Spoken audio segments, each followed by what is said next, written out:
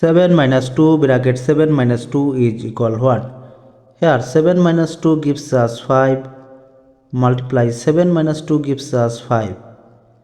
5 times 5 gives us 25. But this answer is not correct. Now I will apply PEMDAS rule to solve this math correctly. Here PEMDAS, PEMDAS. According to PEMDAS rule, at first we have to work with parentheses, then exponent, then multiplication or division, then addition or subtraction. Remember, multiplication and division have same priority. For this we have to work left to right. And addition and subtraction have same priority. For this we have to work left to right also. Therefore, at first we have to work with this parenthesis.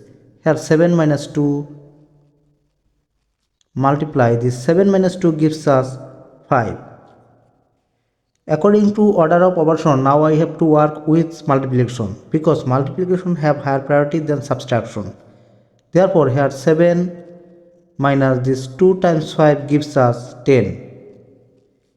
7 minus 10 gives us negative 3. And this is correct answer. Thanks for watching the video. Please like, comment, share and subscribe.